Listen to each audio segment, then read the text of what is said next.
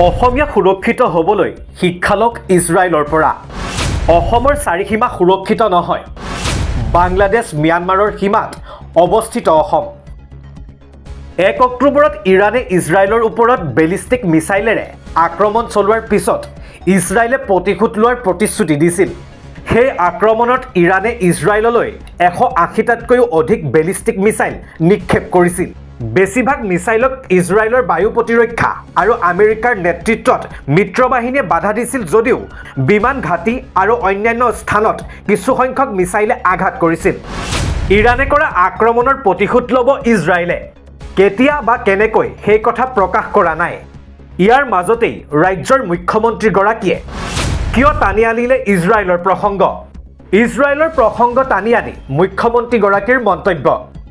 ইজৰাইলৰ পৰা শিক্ষা লওক অসমীয়াই।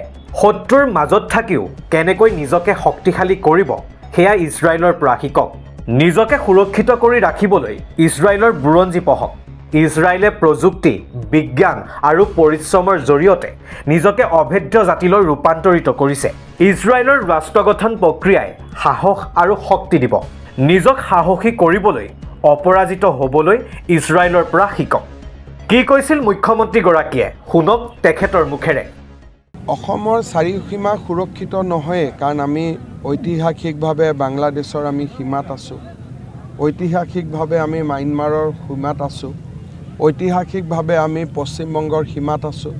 ঐতিহাসিকভাৱে আমাৰ নিজৰ 12খন জিলাত অসমীয়া সংখ্যালঘু। গতিকে অসমীয়াই সুৰক্ষিত হ'বৰ কাৰণে ইজৰাইলৰ দৰে দেশৰ বুৰঞ্জীৰ পৰা আমি শিকিব লাগিব যে কেনেকৈ জ্ঞান, বিজ্ঞান, প্ৰযুক্তি আৰু অদম্য সাহসেৰে চাৰিওফালে শত্ৰুৱে আৱগুৰি থকাৰ পিছতো ইজৰাইল কেনেকৈ এখন শক্তিশালী ৰাষ্ট্ৰ হৈছে।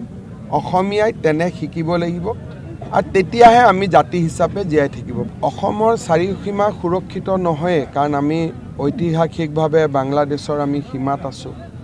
ঐতিহাসিকভাৱে আমি ম্যানমাৰৰ সীমাত আছোঁ। ঐতিহাসিকভাৱে আমি পশ্চিমবংগৰ সীমাত আছোঁ। ঐতিহাসিকভাৱে আমাৰ নিজৰ 12খন জিলাত অসমীয়া সংখ্যালঘু। গতিকে অসমীয়াই সুৰক্ষিত হ'বৰ কাৰণে ইজৰাইলৰ দৰে দেশৰ বুৰঞ্জীৰ পৰা আমি শিকিব লাগিব যে কেনেকৈ জ্ঞান, বিজ্ঞান, প্ৰযুক্তি আৰু অদম্য সাহসেৰে চাৰিওফালে শত্ৰুৱে আৱগুৰি থকাৰ পিছতো ইজৰাইল কেনেকৈ এখন শক্তিশালী ৰাষ্ট্ৰ হৈছে। অসমীয়াই তেনে শিকিব লাগিব আৰু তেতিয়াহে আমি জাতি হিচাপে জীয়াই থাকিব।